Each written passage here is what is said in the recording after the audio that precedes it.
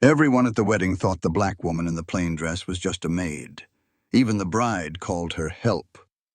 Humiliated in front of the guests, she was kicked out of the ceremony she was meant to lead. What no one knew? That maid was actually Judge Angela Carter, one of the most respected federal judges in the state, and the legally appointed officiant.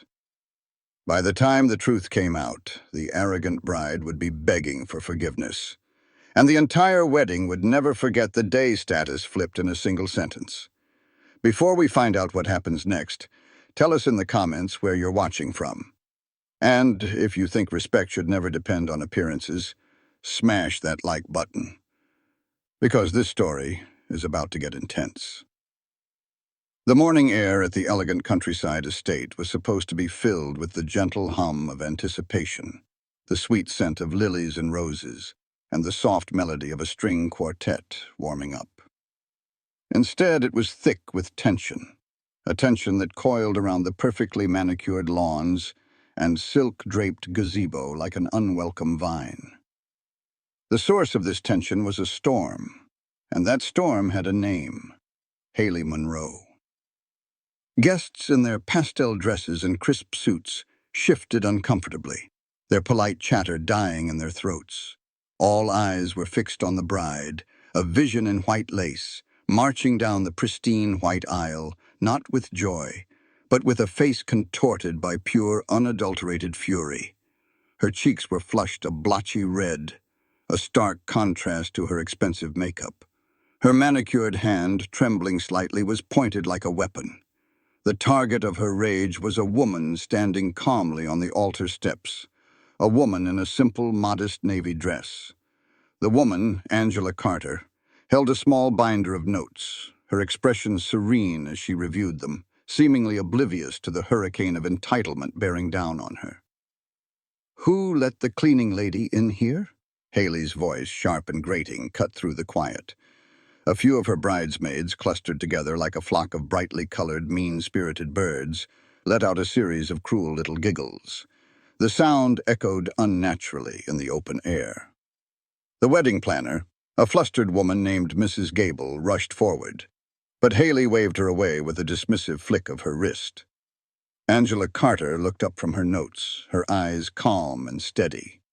She didn't flinch. She simply met Haley's gaze and said in a low, clear voice, "I'm here for the ceremony, Ms. Monroe." Her voice was a stark contrast to Haley's screech.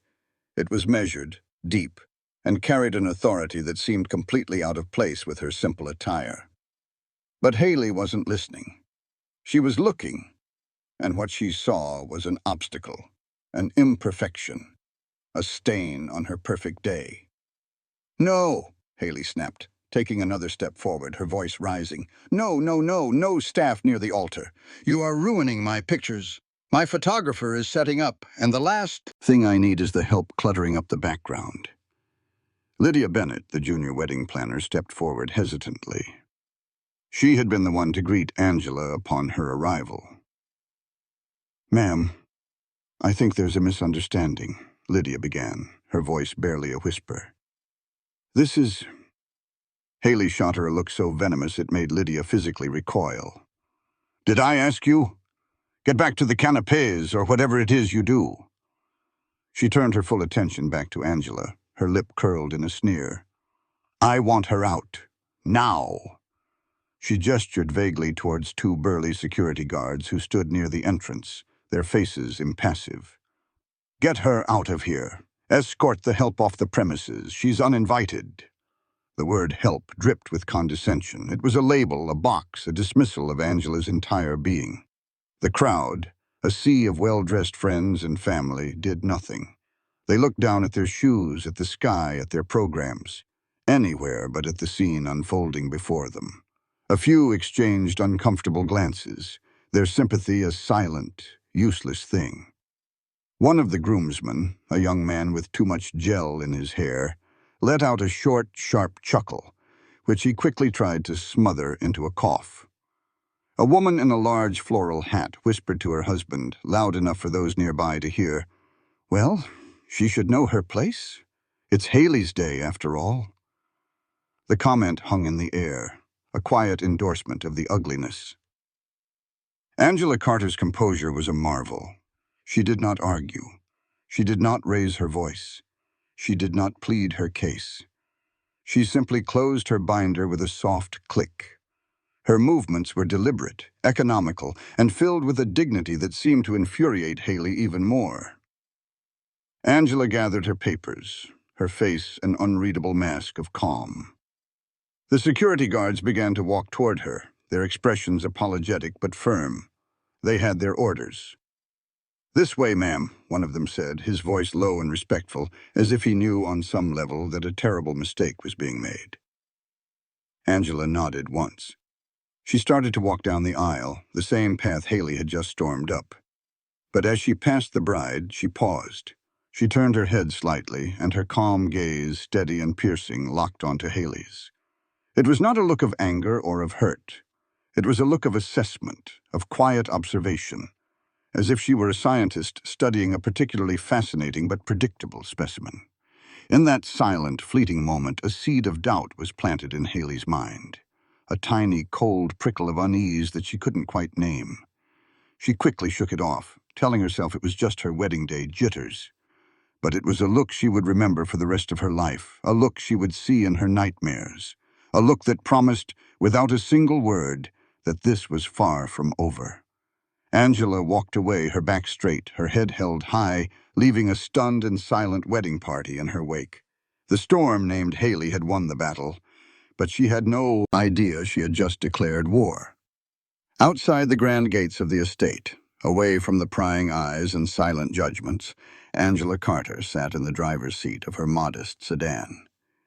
It was a stark contrast to the luxury cars that filled the guest parking lot, a simple, practical vehicle that blended into the background, much like the woman who drove it.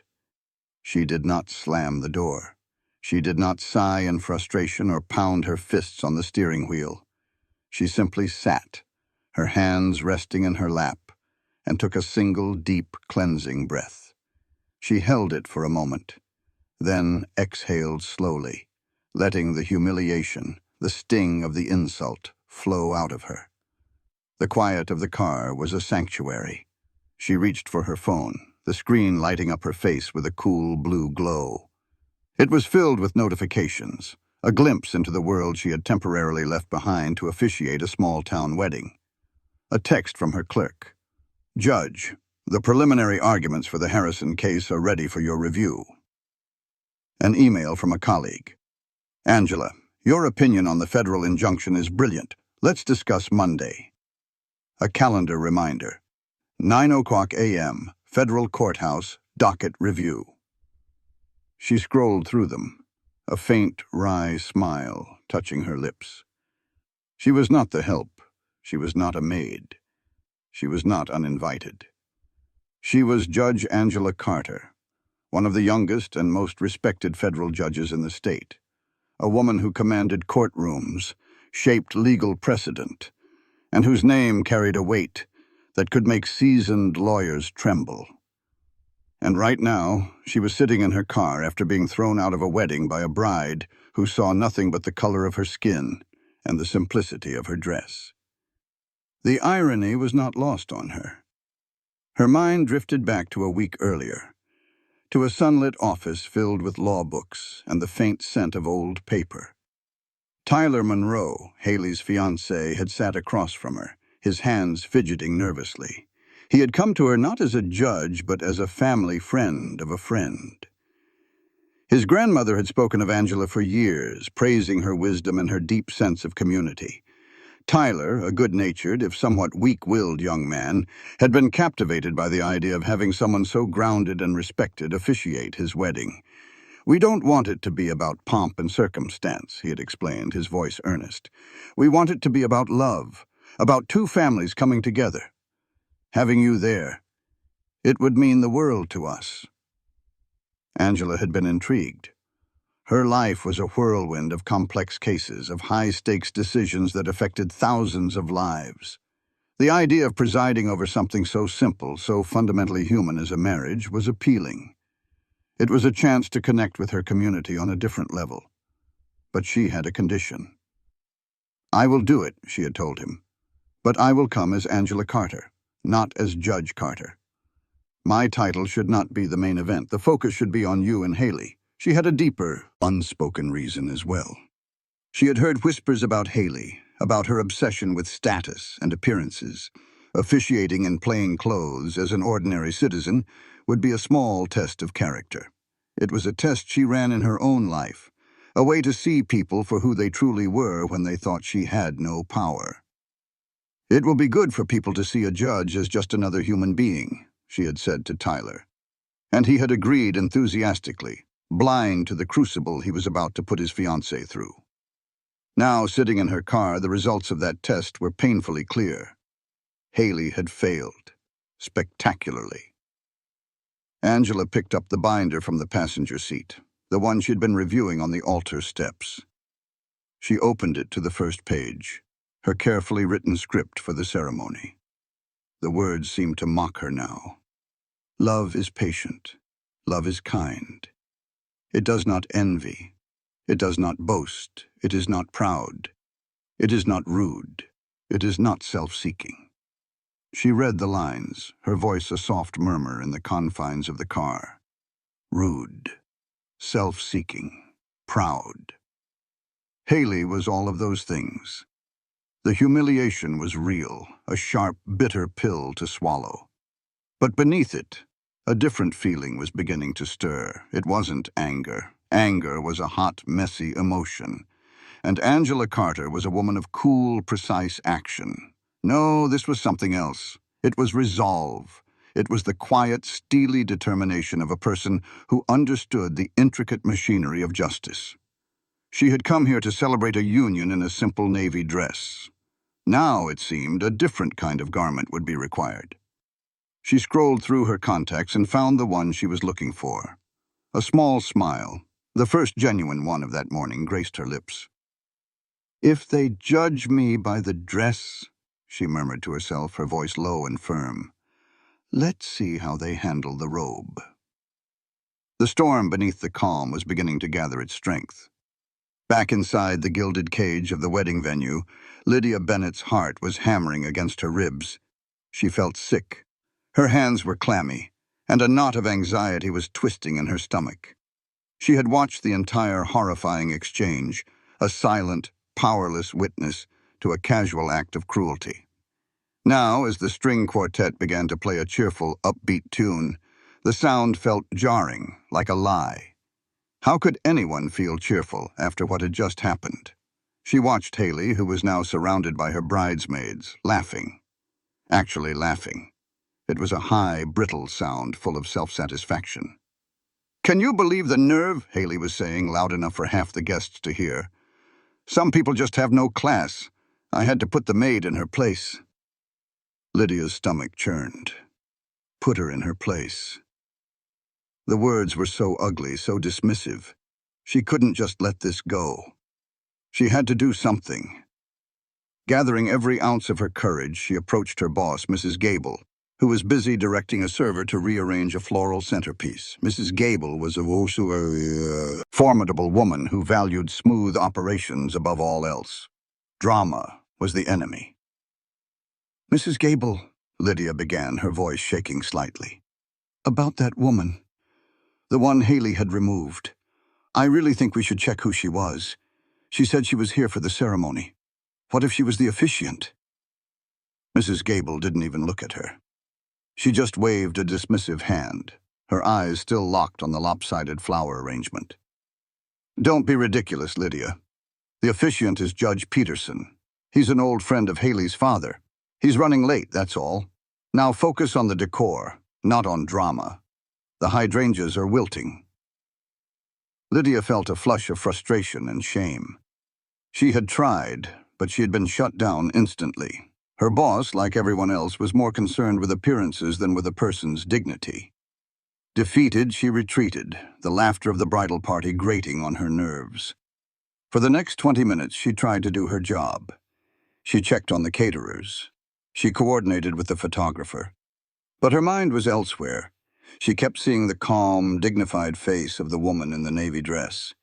She kept hearing Haley's venomous words. She couldn't shake the feeling that a grave injustice had occurred, and she had been a passive bystander. Finally, she couldn't take it anymore. Making a quick excuse about checking the outdoor lighting, she slipped away from the bustling preparations and went outside. The fresh air did little to clear her head. On a hunch, she walked toward the main gate, her eyes scanning the parking area. And then she saw it. A simple sedan parked just outside the property line. Inside, a lone figure sat in the driver's seat. It was her. Lydia's heart leaped into her throat. She hesitated for a moment, then walked purposefully toward the car. She tapped gently on the window. Angela Carter looked up, her expression unreadable. She rolled down the window, a silent invitation for Lydia to speak. I'm so sorry, Lydia whispered, the words tumbling out in a rush. I'm the junior planner. I saw what happened. It was horrible. It was wrong. No one should be treated like that. Angela looked at the young woman, at her earnest, troubled face. She saw genuine remorse in her eyes, a flicker of courage that had been missing from everyone else inside.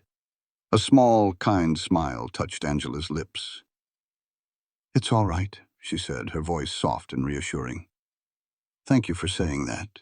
It means a great deal. It's not all right, Lydia insisted, shaking her head. Haley, she's bragging about it. She's calling you a maid. It's just awful. Angela's smile didn't waver. People show you who they are when they think you have no power. Today, Ms. Monroe has shown everyone exactly who she is.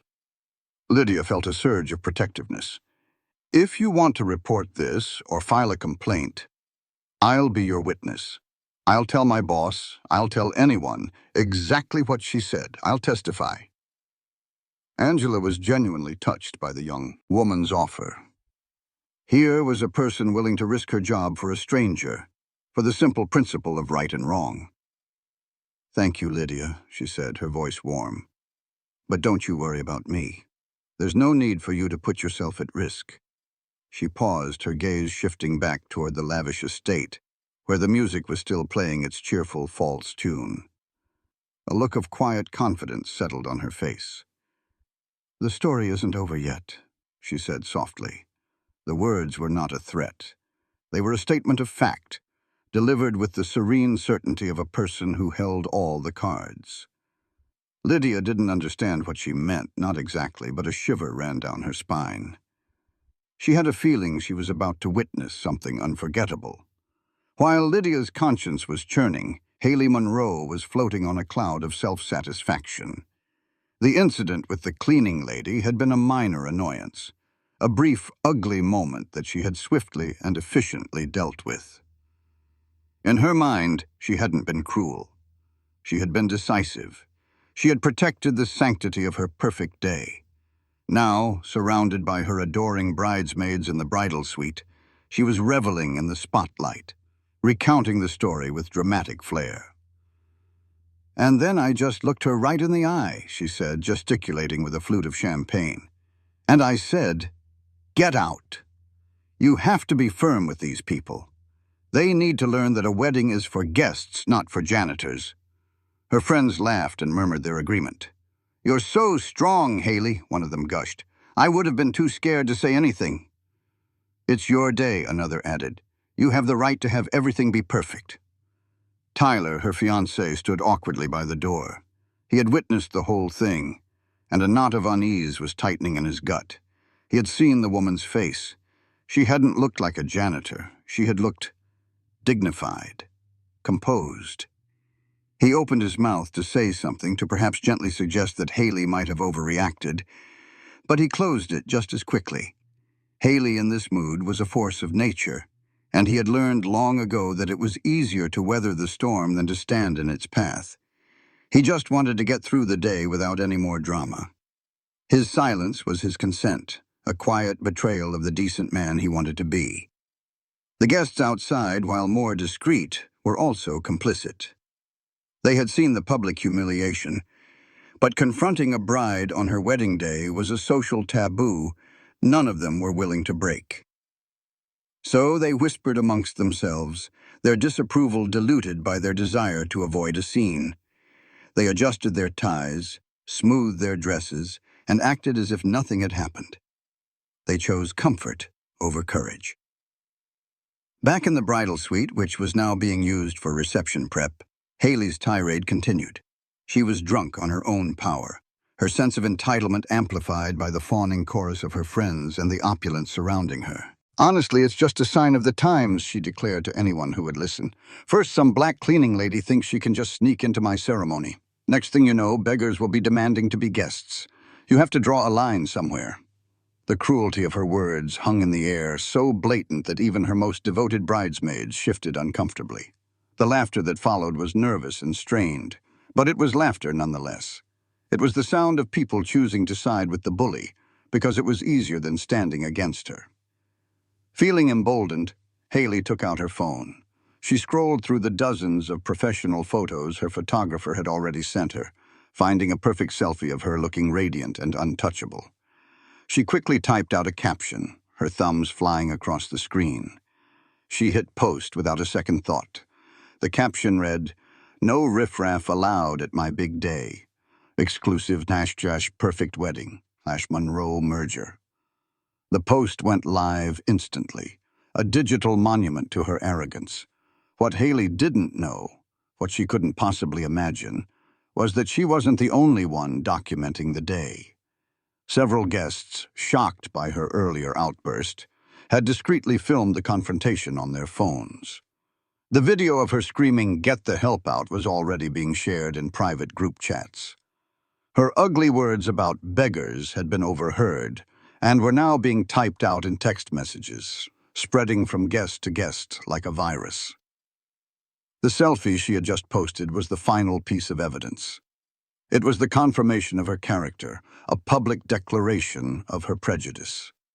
Her entire social world, built on a fragile foundation of appearances and status, was just one message away from crumbling into dust. She was the architect of her own downfall, and she was celebrating its construction, blissfully unaware that the demolition was about to begin. As the guests began to take their seats, lulled into a false sense of normalcy by the soothing classical music, Angela Carter made a decision. The time for quiet observation was over. The time for action had arrived. She scrolled through her phone's contact list, her finger hovering over a single name. Robert Langston. She pressed the call button. The phone rang only once before a deep, warm voice answered. "Angela, I was wondering when you'd call. Don't tell me they've already run out of champagne." Angela allowed herself a small, dry chuckle. "Worse, Robert. They've run out of decency." She quickly and calmly recounted the morning's events, her voice even and devoid of emotion. She presented the facts as if she were delivering a legal brief. The bride's accusations, the public humiliation, the order to have her removed from the property. She did not need to embellish. The truth was damning enough. On the other end of the line, Judge Langston was silent for a moment. When he spoke again, his voice had lost its earlier warmth. It was now the voice of the Chief Justice of the County Court, a voice that carried the full weight of the law. "I see," he said, the two words heavy with meaning. "So the test was a failure." "A spectacular one," Angela confirmed. She posted about it on social media. Something about "no riffraff allowed." A deep sigh came through the phone. "Arrogance is a disease, Angela, and sometimes it requires a strong dose of medicine." "That's why I'm calling you," Angela said. "I believe it's time to administer that medicine." "Consider it done," Judge Langston replied, his tone all business now. "I'm 10 minutes away. I'll bring the robe myself." "Thank you, Robert," Angela said. "I knew I could count on you."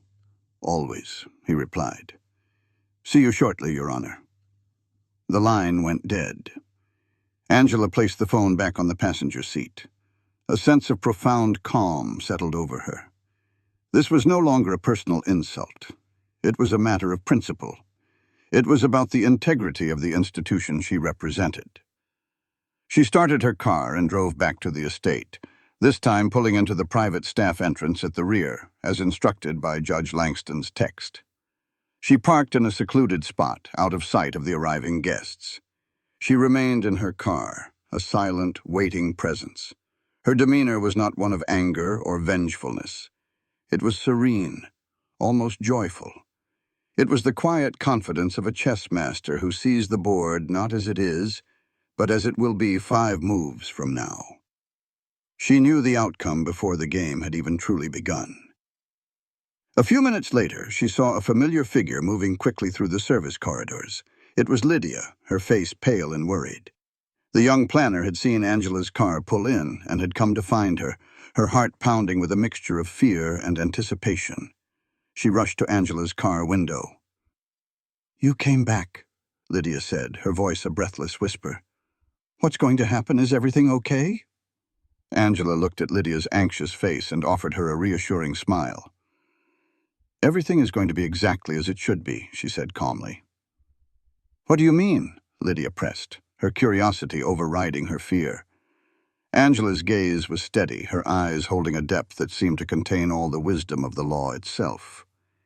She didn't need to raise her voice or make a grand pronouncement.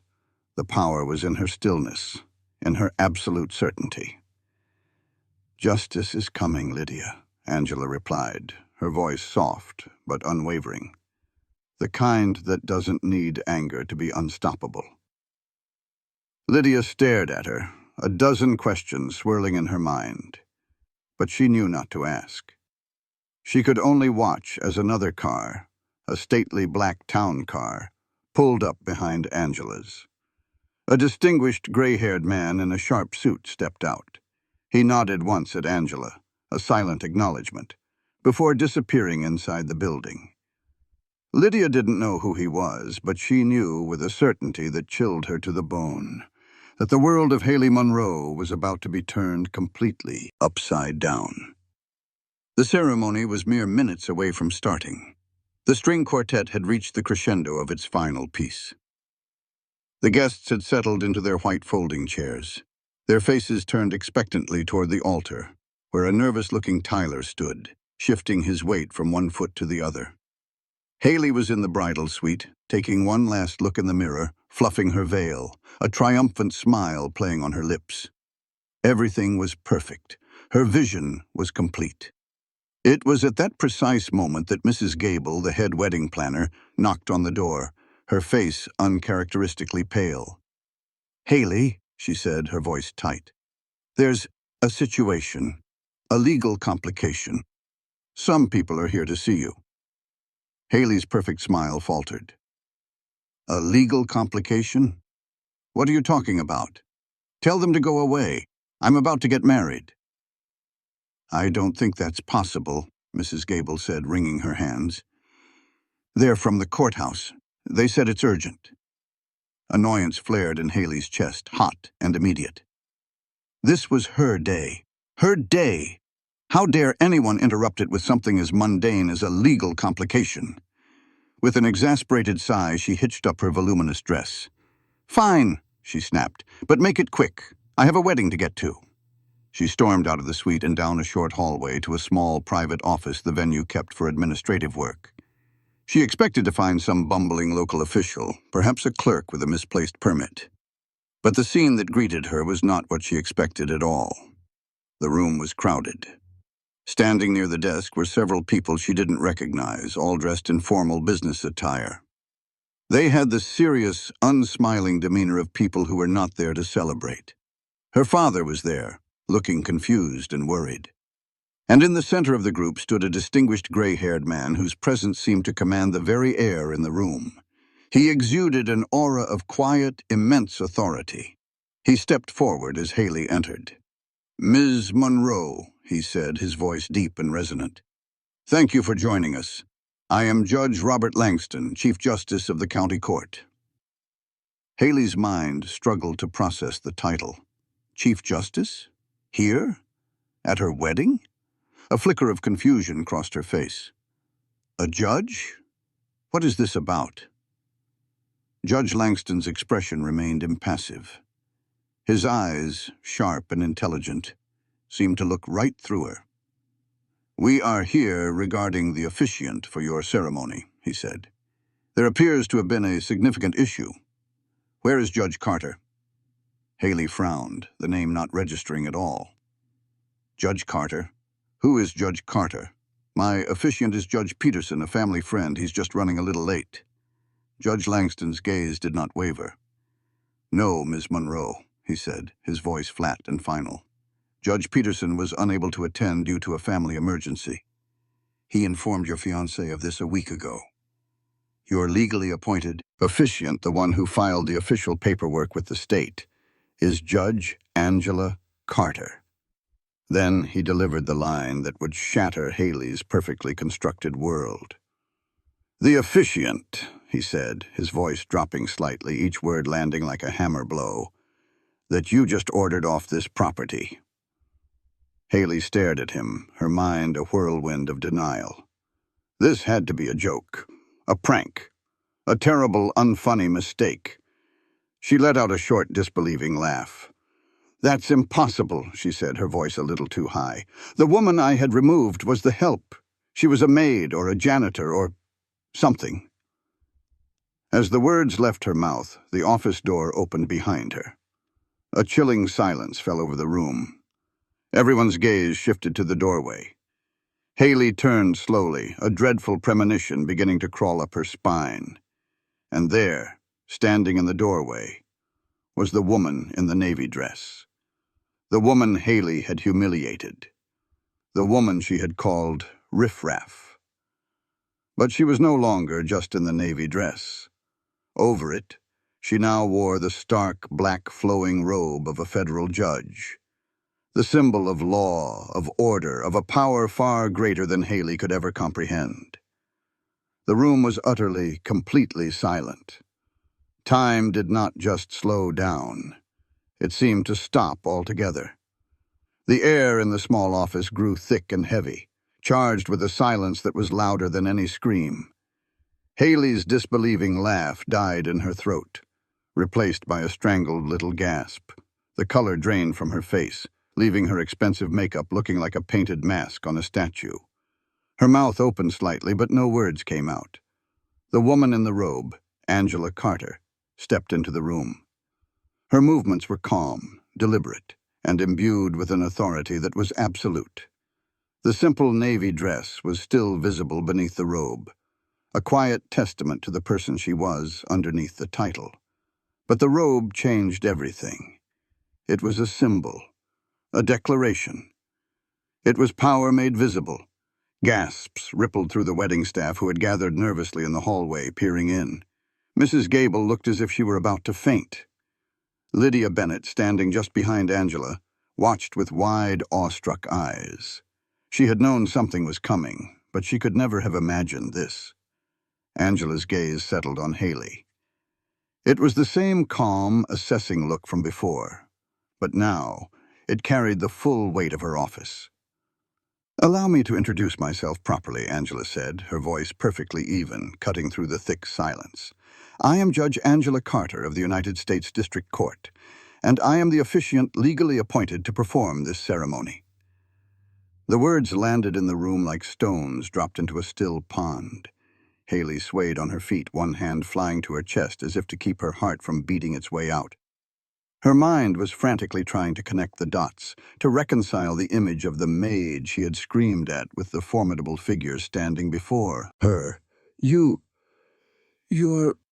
She stammered, her voice a reedy whisper. "You're the officiant?"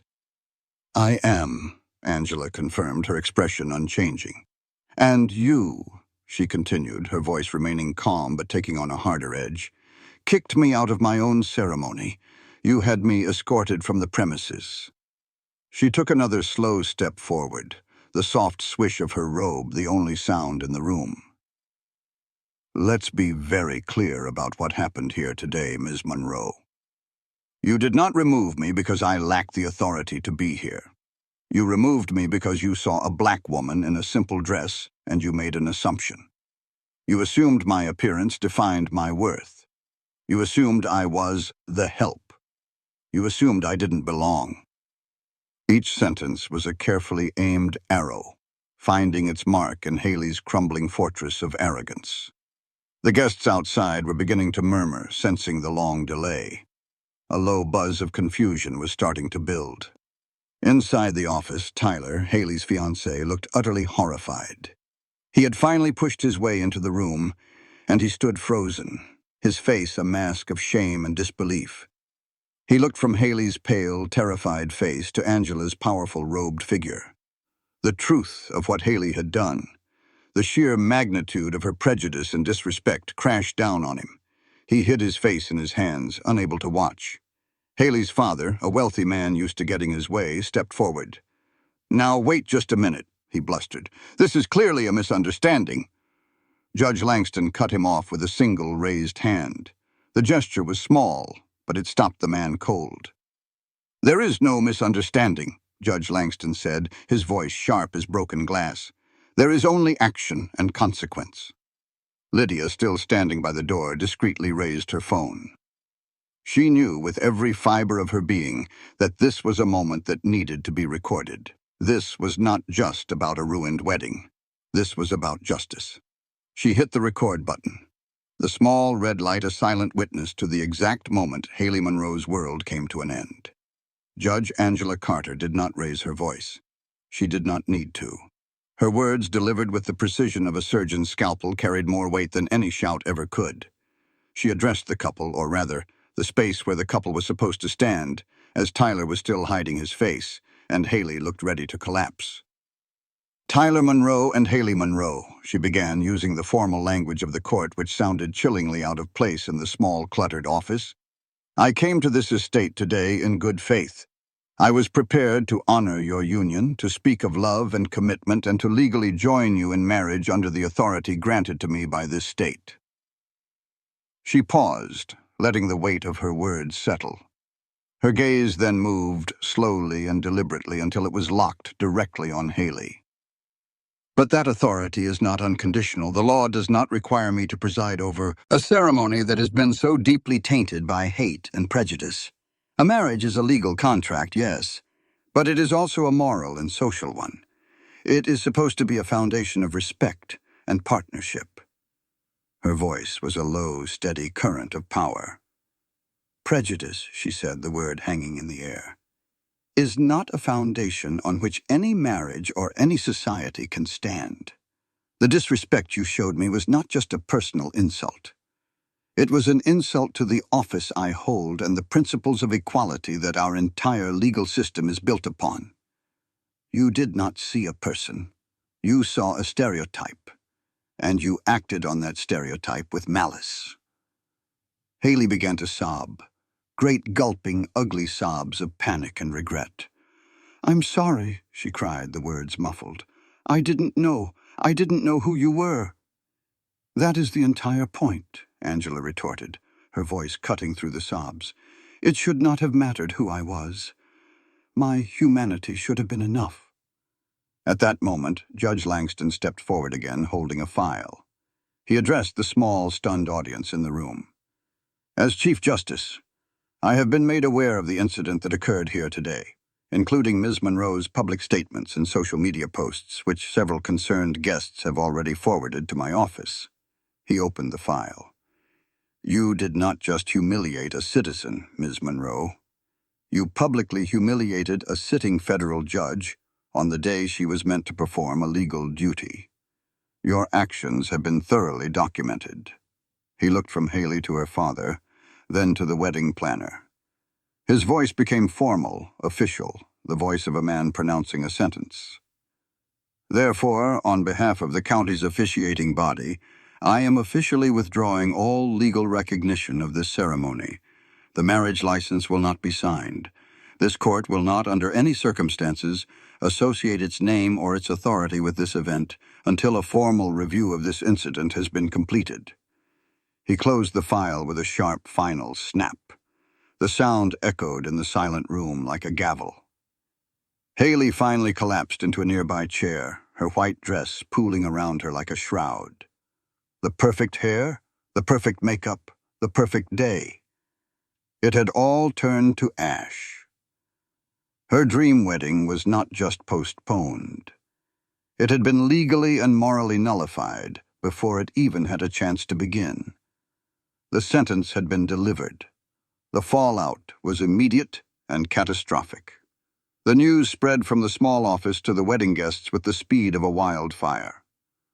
At first it was just whispers, fragments of conversation overheard from the panicked staff. "She's a judge. The wedding is off."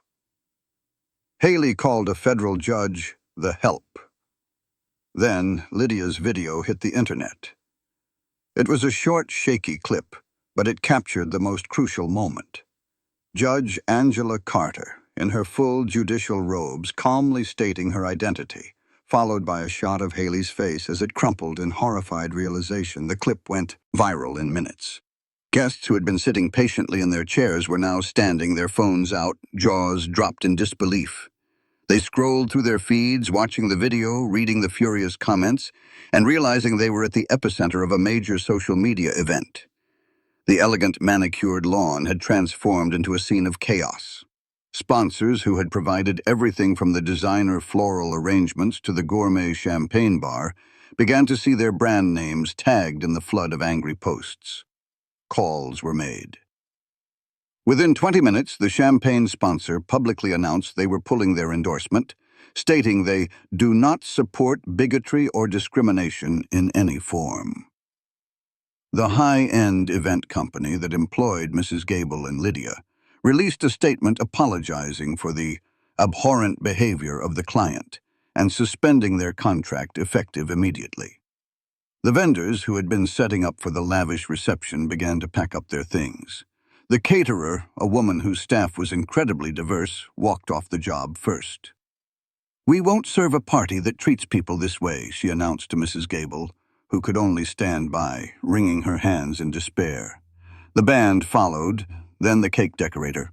They were walking out in solidarity with Judge Carter, a silent, powerful protest against the bride's prejudice.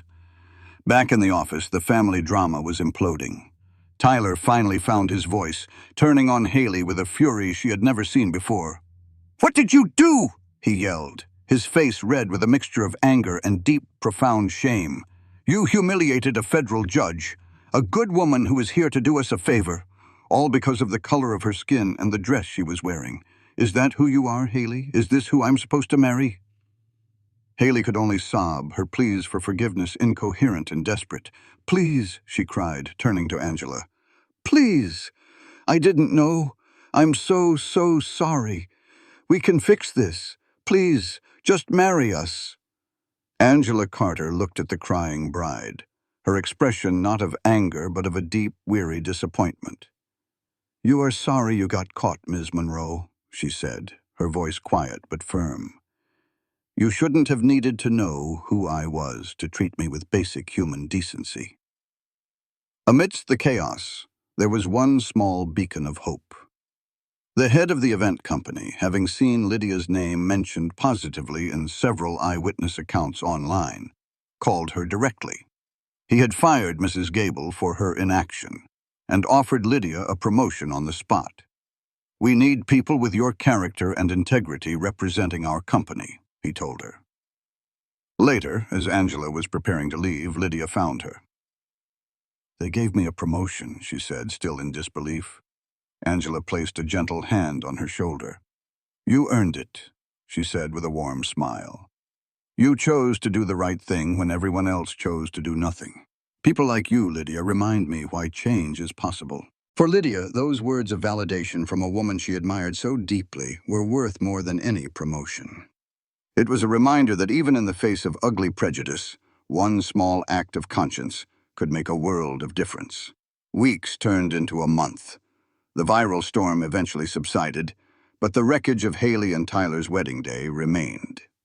Their names became a shorthand for entitled, prejudiced behavior. Haley lost friends, social standing, and any sense of the perfect life she had so carefully constructed. The public shaming was relentless, but it was also a crucible. Stripped of her privilege and forced to confront the ugliest parts of herself, Haley began a slow, painful process of introspection. Humbled and desperate for a way to move forward, she and Tyler appeared before Judge Angela Carter. Not at a wedding venue, but in the sterile, imposing environment of her official chambers at the courthouse. They were not there to demand anything. They were there to request. Haley, her voice quiet and stripped of all its former arrogance, formally requested that Judge Carter consider officiating a civil ceremony for them. She spoke of her shame, of the lessons she was beginning to learn, and of her desire to start her marriage on a foundation of genuine humility. Angela listened patiently, her face unreadable. When Haley was finished, Angela looked at her, truly looked at her, for a long time. She saw not the screeching bride from that day, but a woman broken and trying to piece herself back together. "Redemption is not given, Ms. Monroe," Angela said, her voice calm and measured. "It is earned." She agreed to their request, but with a single, non-negotiable condition. Haley would be required to complete 200 hours of community service at a local racial justice nonprofit. She would work not as a donor or a benefactor, but as a volunteer, doing the unglamorous work of filing papers, answering phones, and listening to the stories of people whose lives had been affected by the very prejudice she had so casually displayed. Tyler, for his part, had already begun to make his own amends. He had issued a formal public apology, taking full responsibility for his silence and complicity. He then donated a significant portion of their original wedding budget to a scholarship fund dedicated to supporting minority students pursuing a law degree. It was a gesture, but it was a meaningful one. 2 months later, in a small, quiet room at the City Hall, Angela Carter officiated their wedding. There were no crowds, no fancy flowers, no string quartet. The only witnesses were their parents and Lydia Bennett, whom Angela had personally invited. Haley wore a simple dress, not unlike the one Angela had worn on that fateful day. As she stood before them, Angela did not speak of fairy tale romance or perfect unions. She spoke of the hard work of marriage, of the importance of grace, and the power of a second chance. "Redemption is earned," she said, her voice resonating in the quiet room, echoing the words she had spoken in her chambers. "And respect is not a privilege for the powerful, it is a right for all. May you build your life together on this truth." She pronounced them married, her duty fulfilled not out of pity, but out of a profound belief in the principles of justice and the possibility of human change. Respect isn't owed to status, skin, or clothing. It's owed to humanity, and those who judge by appearances will always be judged by their character in the end. If this story about dignity and justice moved you, don't forget to subscribe for more inspiring stories like this one. What would you have done in this situation? Let us know below.